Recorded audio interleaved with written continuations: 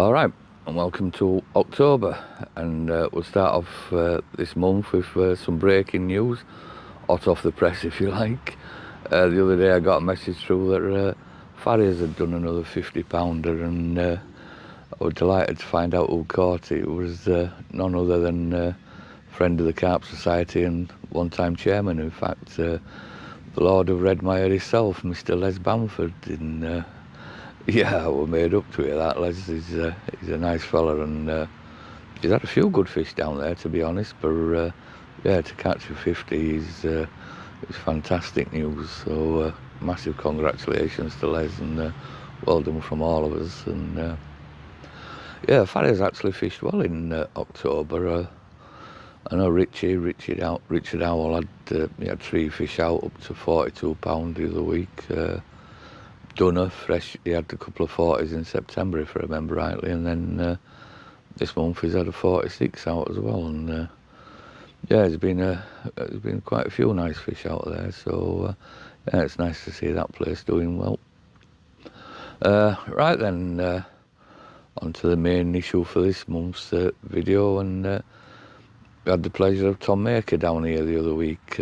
Tom came down with a few of the crew from Corder to record the masterclass. I don't think it's out for a while, but safe to say when it does come out, I won't spoil it for you, but it's certainly going to be worth watching. You'd expect nothing less than Tom, really, but yeah, he did really well. But anyway, while we were here, I managed to catch up with him, and he kindly agreed to do a little chat with us, so I managed to get that on video. So what we'll do now, we'll have a watch of that, and then we'll come back later on. Right, Tom, nice to see you back down at Horseshoe. Not that you need an excuse, but what brings you down this time? So, well, first of all, thank you for having us down here. No, been down filming my very first Corder masterclass, which, as I'm sure a lot of people know, they're like the big productions. Involves a lot of people, you know. It's bigger than I ever expected it to be. When I joined back in January, I knew that I'd have to do a masterclass at some point. And I was just like, it's just going to be me and a cameraman, just go for a few days. But no, it's been quite a production. But yeah, it's been really, really good. You know, the perfect venue at the perfect time of year. You know, it's been phenomenal.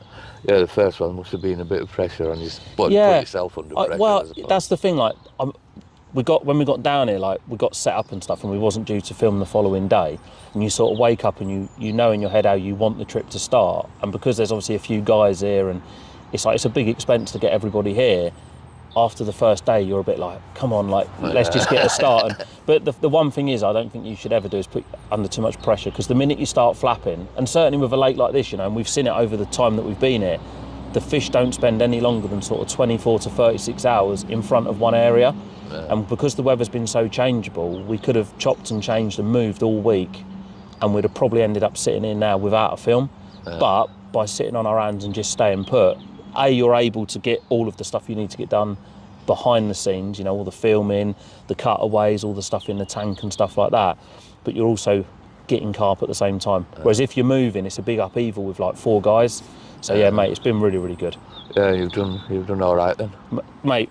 Yeah, the quality and the stamp of fish has been unreal. You know, and we've had a real variety of fish. You know, from fully scaled, like original ones, to some of the newer stock ones, to some bigger ones. You know, the average size of fish, mate, is for what I would have dreamt to have caught before I come here. It's surpassed my expectations. You know, I fished here once before.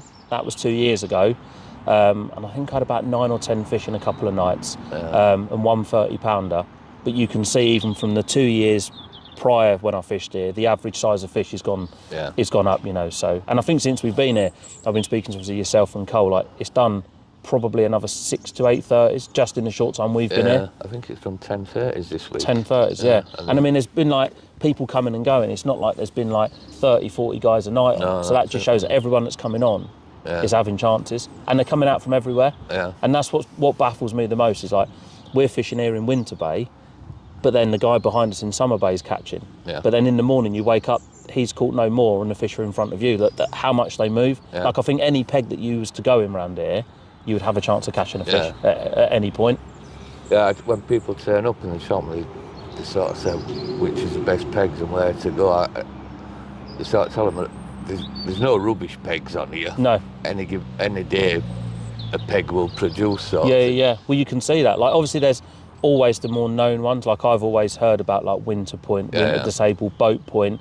You know, they're always the ones that you hear about. But in reality, a peg is only good if the fish are there. And I know, like, and I say that to a lot of people all the time. Like, what's the best peg? How far do I fish? It's like, well, you can go in this peg and fish that far, but if there's no fish there, you're not going to catch. So the best peg could be one of the lesser fish pegs up the bank somewhere. Yeah. Yeah, we were talking earlier about Horseshoe being a famous lake, and I think the pegs are equally as famous. Like, it's got people coming out, it's boat point free, it's winter disabled free, and this, that, and the other. They get a bit stressed out if there's someone in there. They go and fish somewhere else, and you know, catch really well. Yeah, a lot of lakes get that though, don't they? They have, like, you know, where videos have been done in the past, and especially like the early days of videoing, because I used to watch a lot of stuff on Horseshoe back in the day. You know, the underwater films that was first shot here. Yeah, like, that's right. People want to go to where that video was shot. You know, whether there's fish there or not. Yeah. It's like, I'm in that peg. You know, it's like the holy grail of the video. That's where I want to be. Yeah. But yeah, mate, like I say, it's been unreal. You know, we've had a bit of a changeable weather since we've been here. You know, it was nice when we arrived. Then we had like a couple of days of overcast, a lot of rain, and then yesterday was bright sunshine. But I mean, it hasn't put the fish off. You know, the fish are fed every day, but they've been everywhere. You know, anyone that's turning up to fish now, or I should imagine it's the same through the year. Like I say, it's only the second time I've been here, but because of the shape of the lake, I don't know if they get bored of an area. But they've got so much to explore that it's almost like they forgot where they've come from, so that gives them another means to go and explore somewhere else. And what was amazing, obviously, because when we do the videos, we have to put the drone up to like get some aerial shots of the lake, is how close the fish are in to the bank. You know, like normal day ticket lakes, they're primarily out in the middle, whereas here, if you see fish in the middle, it's mainly in the winter bay. But if you're in the summer bay, you know, there's anglers fishing that wouldn't even know that there's fish right underneath their rod tips. It's amazing to see, and you know that in itself means that the fish will constantly move, because as they come into the edge, they get caught, they move again. But mate, the fish that we've seen in the edge, probably seen more actually in close than what we have far out. Yeah, I think that's been more evident the last few weeks since they had the flooding. The water levels have gone up. Yeah, and the fish are in places where perhaps they couldn't. 2 weeks ago they couldn't go. I've seen, like you say, I've seen loads of fish in the margins. They're proper inquisitive fish. Like carp. The minute the water goes up and there's a new tree they can get under, or there's a new bit of bank that they can rub against, they're straight in there. And that seems to be the case. Like, from when I fished it 2 years ago, I was in 53, and the water was like just coming to the bottom of the swim.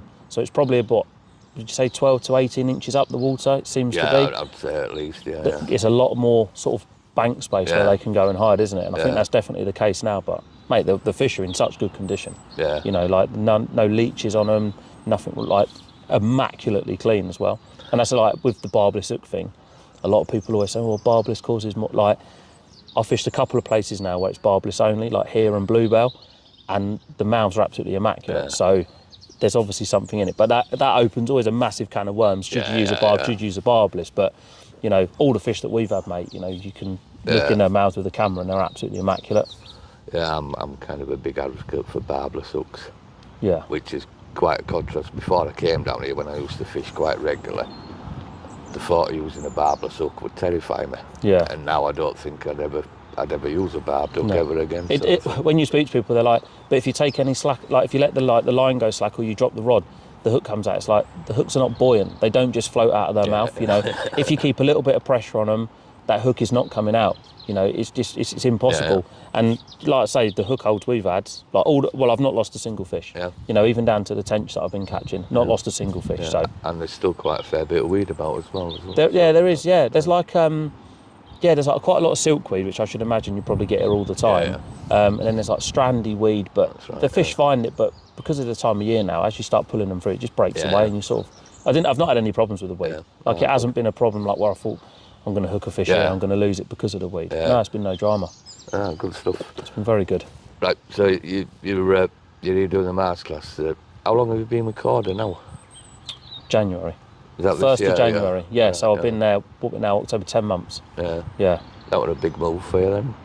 Yeah, it was. You know, I was with Fox for 16 years, which half of my life, that is. You know, and obviously the other half of that, I was like still in like junior school. So you know, it's a lot of my fishing life, and it was a big change. And I think it was a change that not a lot of people saw happening. Because I'm not like very like vocal about stuff on social media. No, I never had a reason to fall out of anyone at Fox. You know, Fox will always be like a family to me. Like I've made some really, really good friends there. But in life, like sometimes you have to just you have to do what's right for you and how you feel. And it was just the right time. You know, a few years ago, I went through like a few personal things, and it wasn't the right time. And then, you know, I just bought a house with my new girlfriend, and everything seemed to be right. You know, and like sometimes when it feels right, you've just got to go for it. But I was with Corder, like not a lot of people would know, but I was with Corder before I was with Fox. All right. So my dad won the BCAC, would have been maybe 2004, something like that. May have been earlier than that, just after the year that Dan and Damien had won it. And when Dad had won it, it was like, you know, Corder started giving Dad some bits and pieces, looking after him, and it was always like, oh, Andy's got a son, you know, he goes fishing, we'll sort of look after Tom as well. And it just progressed from there. And then I was actually fishing down at Mercer's and Chile, you know. I absolutely love Chile to bits, you know, he's been one of my closest friends for years. He said, would you ever consider maybe going to Fox? And, you know, back then when I was like, what, 15, you never sort of think that these opportunities are going to sort of arise. And one thing led to another. And, you know, Corder understood all them years ago. You know, back then, Corder was massive, but it's not the giant what it is now. And Fox were doing lots of other bits and pieces, you know, your luggages and stuff like that. And it was more of a complete, like, outfit. And then, you know, like I say, 16 years later, and I never fell out with anybody there. Like, you know, and a lot of people are like, oh, this must have gone up. Nothing went on. You know, it was the most amicable decision ever. Like, they understood why I decided to leave. You know, they didn't want to hold me back and say, no, don't go, we'll do this and this. It was like, they were fine with it, I was fine with it, and I still speak to the guys there now. And if we go to a show and I walk past them, I'll go and see them, give them a hug, because there's not enough of that in the industry. You know, it's so easy in the industry to like dig a knife in someone's back, but in reality, like, we're all humans and we just got to do what's right for us. But like I say, working with the lads at Corder, like, that's another thing. When you're doing stuff on the camera, not that I find it hard to talk in front of a camera because it doesn't bother me, but when there's people that you've not worked with before behind the camera, you're always a bit like, oh, I wonder how they're going to be. But mate, it's been amazing. Like, all the lads I've met at Corder are absolutely brilliant, like, and I'm sure over the years you've met a lot of them as well. No, they're, like most people I've met in the industry have been sort of really nice, good people. The industry on the whole is sort of a bit different, but the individuals involved are. I've met some absolutely. The industry is tiny as well. Like, a lot of people think that it's this massive industry and no one talks to each other, but in reality, a lot of the people that are involved will all know each other because you're working in the same, you know, the same field, if you like. You know, you all meet each other at some point. You see them at the shows and everyone's like pally. There's obviously a little sort of Mickey-taking rivalry and stuff, but then of the evening they're all in the same pub having. Like they're all one big team. It is. And that's what I like about it. It has got that like that real like family feel to it. And I still speak to a lot of people that are involved with other companies, and some of them I'd call like really close friends. You know, like just doesn't matter what like badge you wear on your shirt. You know, like if you get on with someone and they're your mate, it shouldn't. Everyone's trying to make a living, aren't they? That's the way I look at it. Yeah, well that's it. Everyone's in it for the right reasons. Absolutely, mate. Absolutely. But well, I'm sure that with Corder now that will see out my fishing days. You know, like for me now, I'm with. It's like anything in life. Like, not that you can have enough of something, but sometimes you need that change. You know, you need to sort of re-motivate yourself, and especially with fishing. You know, a lot of people say, "Oh, it must be easy just going fishing all the time." And like, I'm not going to sit here and say it isn't, because like, there's a lot of other jobs I could have been doing, and I absolutely love what I do. But every now and again, you just need that. You know, you need to, in your own self, that next level of progression. You know, where can you go? Like, I don't want to be on the same level in my whole life. I want to be able to like progress to something else. And you know, I know with Corder, and you speak to all the guys there's always that level and the places you can go and the people you meet. You know, you're working with different people, and sometimes a freshen up in life is good, isn't it? Of course it is. Exactly. I mean, Corder's such a massive company now. it's mind-boggling. Yeah, to it see blew. where they are now. Yeah, mate, it blew my mind when we done the Farnborough Big One show. Yeah. And like I sort of walked in there in the morning. There was this big sort of section of green carpet in the middle. And I just thought, oh, it must be where all the staging and stuff is. And they're like, oh no, that's just for where Corda and Guru. And I'm like, wow, like that's a big space, you know. And all day there's just constant traffic of people passing through. It's they're such a massive firm. But you know, Dan himself I can ring Dan up and speak to him about like whatever I want to speak to him about, you know, and this is the guy that owns the company. You know, he's just a normal guy. You know, take away what he's done for fishing, he's just a normal guy. He's still the same person when I met him all them years ago in the BCAC. You know, and what he does for fishing as well is more than people will ever know. Yeah. Oh yeah. I mean, it's indisputable, isn't it? Really. Yeah. You know, his record speaks for itself. Yeah. Like what he's trying to safeguard for the future, obviously, with what he's doing with the embryo and stuff. It's like unbelievable. Absolutely unbelievable. I remember a couple of years ago, the Caudal guys came down here for a bit of a social, and Danny came with them, and they were in the kitchen in the lodge knocking up a salad for them and stuff. Yeah. He was so meticulously making this. Oh yeah, he's very Well, that's the chef that we had there. The food and that's unbelievable. Like, you know, I'm not one of these to eat all the healthy food and stuff, but Dan likes to make sure that when the guys are out, like, you know, it's important that you're eating well, and you know, because even though, we are just filming fishing, there's a lot more to it than just filming fishing. You know, like it's a big production to get any video, but especially a masterclass or a thinking tackle. You know, they're big videos. They take a long time, you know. They take a long time to film, and they take even longer to edit. So everything's got to be right, and like Dan's the man for that stuff for sure. I was saying to the directors the other day, we had a bit of a meeting, and I was saying you were down here with 3 cameramen and a chef, and I was sort of saying, well, you know, I'm here on my Samsung. I think we need to sort. We need to have a discussion. You need a chef that. down there, cook you a bit of food. It does help though. Like you wouldn't think that having someone to cook you food would be that much of a necessity, but when you wake up in the morning and like someone's delivering your breakfast, like, I mean, I'm going to go home now and I've got to cook them for myself. It's just going to feel weird. It's like being on an all-inclusive holiday, you know? But no, it's been really good, mate. You go home and throw some nachos in the the oven. Yeah, well, I'll be going back from here, having a shower and having a little sleep, I think, just to catch up, because even though I enjoy sleeping outside, like after a few nights on the bank, it takes its toll, you know. There's nothing better than getting in your own bed. But one of the nicest things I like about fishing is when you get home that first day, like say, get a bath, shower or whatever, and when you get in your own bed, and it's like... Yeah, always go back in that, and then my girlfriend says to me, well, she's actually my fiance now, I should refer to her as my fiance, says to me, why are you tired? All you've done is sleep. And I'm like, you don't understand what it's like being outside. You know, you go in, you have a shower, you warm up, and then instantly just your face starts like, you know, melting where you're that hot. I just lay there and just fall asleep, I do. But she says, why are you so tired? You haven't done anything for 3 days. And I'm like, if only you knew. Yeah, you've only been fishing. You've only been fishing. Yeah. But to a lot of people, it is only fishing, isn't it? And really, it is only fishing. But, you know, now it's work. It's you got to, not that you're under pressure to get a result, because ultimately, no matter how much bait you've got or how much tackle you've got or how much knowledge you've got, you can't catch if they don't want to feed. And you know, you can go to the easiest lake in the world and not catch anything. It's one of them, but obviously, you know, you put yourself under a bit of pressure to try and catch, but once that first one goes in the net and you've got to film, you're completely chilled then. And you're enjoying your fishing again now then? I love it, mate. Like, I'm at a point where like people have like addictions to like alcohol and stuff like that. Like I genuinely would say I'm addicted to going. Like I'm not addicted to a sense that I've got to go 7 days a week, but I'm addicted that I've got to go at least once in a week, you know, and sometimes, mate, I'll just drive to the lake, get the gear out the van, see a few mates and then pack up. But I've been there, like I've cured the addiction. I've gone now, I've got my fix.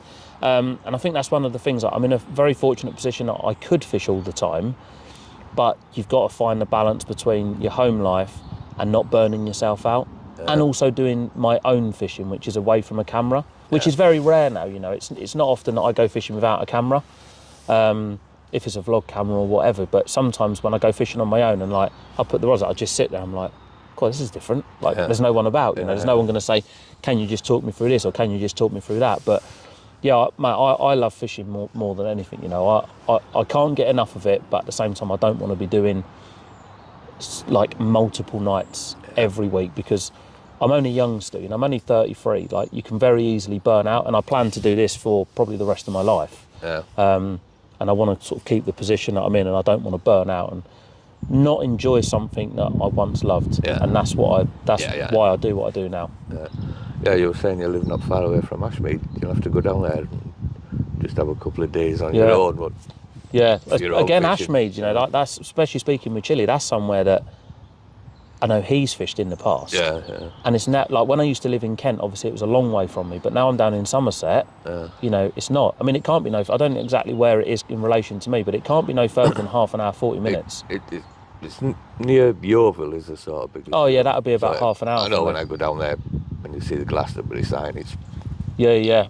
Be about half hour for me, that. Yeah. But again, somewhere totally different. Yeah. But then it's like, a lot of people say, oh, why don't you go here, do this, do that, it's like, I'm only young. Like, I want to just enjoy what I do now. I enjoy like the fast-paced fishing on the day tickets, that's what I absolutely love. But I've just got my first syndicate ticket. Well, I've had it for like 4 years now, but I've not really fished it a great deal on a lake in the Cotswolds. Is that Richard's lake? Richard's place, and it's like, it's there, it's not, I don't need to go there every week, but it's there if I need it. I enjoy the fishing that I do at the minute.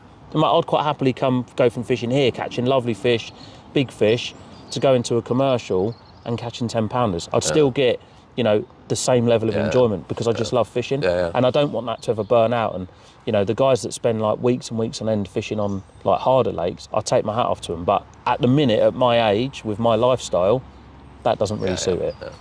Like, say you're only young, there's the world's your oyster. Well, I say young, I'm feeling old. Especially after a few days on the bank, I'm feeling a bit older. Young compared to me. Yeah. Right then, on that note, I shall let you get off and thank you very much. Freshen up. Right, thank you very much for having me. It's been a pleasure. Thank you. Thank you. Cheers. There you go, the one and only Tom Maka, and my thanks to Tom for doing that for us. I was grateful for it, and like I said earlier on, they were filming for the masterclass, the Corda masterclass videos, and I think he said they'd be out later on next year in 2025, but it's well worth a watch, I would imagine. It's he did well. Like I say, I won't spoil it for you, but the other week the bookings, the exclusive bookings down at Ashmead finished, and we had a week or so before the winter syndicate starts down there. So last week, myself, Carl, Mark and Richie went down and did a bit of work down there, and we got quite a lot done. I was really pleased with what we managed to get done down there. It's the main part of what we did down there. We knocked all the old brambles and the briars back, and that were twofold. So I mean, they were dying off anyway this time of year, but it should just allow a bit more wind and air on the lake and get a bit of water moving, so it all adds to the water quality down there. So it's funny enough, I don't know how many nights and days I've spent down there in the last 2 or 3 years. It's, I don't know, well over 100, and it's a bit of a standing joke. Every time I go down there, it bloody rains. But this week we were down there for the whole week. We did 5 nights down there, and it never rained. So that allowed us to get quite a lot of work done. And massive thanks, like I said, to Carl, Mark and Richie for helping us out down there.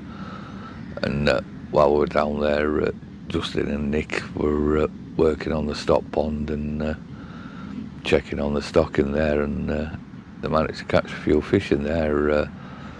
One common in particular, proper little brute of a fish. That's going to be massive with a fair wind down there. So massive thanks to Nick and Justin for that down there.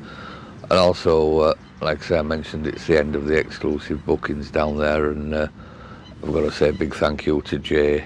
If you've been down there, you'll know Jay. Jay's the guy who does the meet and greets and tells people how to go on down there. And I don't actually think, in the last couple of years, I don't actually think he's missed a group down there. So Yeah, massive thank you to Jay, and I think a few of you have been lucky enough to have some of his wife's cakes, and yeah, I'll show you a picture of them. She knows what she's doing when it comes to making cakes, so yeah, everything seems to be going well down there. Like I said, we've got the winter syndicate on there, and that runs till March, I think, early March, and then of course the spring summer permits start on their applications for them. I'm glad to say have been coming in thick and fast with plenty of interest in it, and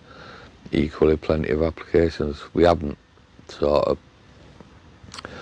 picked places yet, so if you are interested in the spring summer permits down there, get in touch with us. Like I say, at the moment we're just checking through references and stuff, so if that's somewhere that you fancy, then yeah, just I think all the information's on the website, or if you just phone Sabrina up, she'll show you how to go on. But yeah, looking forward to that starting down there. It should be a good do. So yeah, while I was down there, like I say, although it didn't rain, one morning it was a lovely misty morning, and I managed to get a few pictures of that and stuff. So I'll show you them, and a bit of the work we did down there, and I'll get back to you again after that.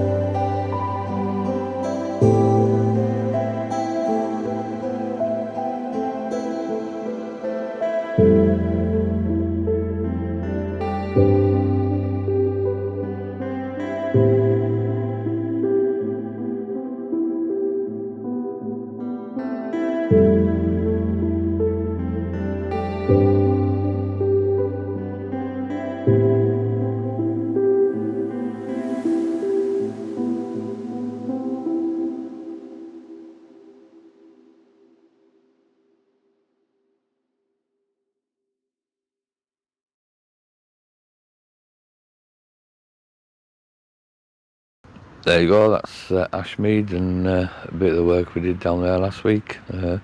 Still plenty to do, but we keep ploughing away, and yeah, hopefully the guys on the winter have a good time down there. It's I think I mentioned it before, it does get a bit muddy down there, to say the least, so be interesting to see how they get on. But yeah, on to Horseshoe really now, and the last week has been a bit of high pressure, but Horseshoe, and it seems to have just slowed the fishing down a little bit. But prior to that, October, we're fishing really, really well. It's like I say, you've seen Tom, he had a good session on there, and it was Stuart Arbon, I think he had 10 fish out the other day, and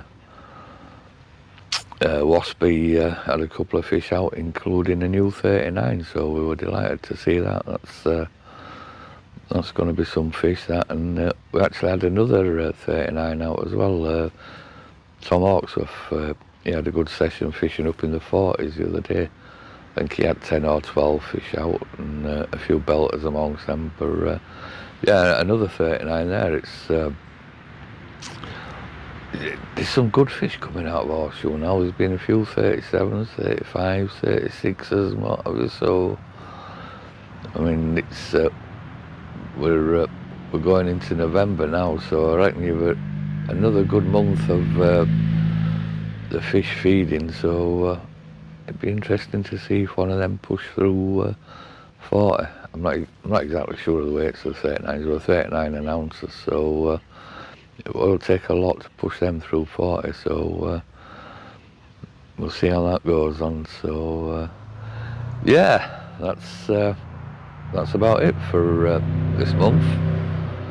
Short and sweet, and like I say, it's coming into November now, so the weather's always likely to turn, so we shall see what November brings. And in the meantime, thanks as always for watching, and we'll catch you again next month. Cheers, take care.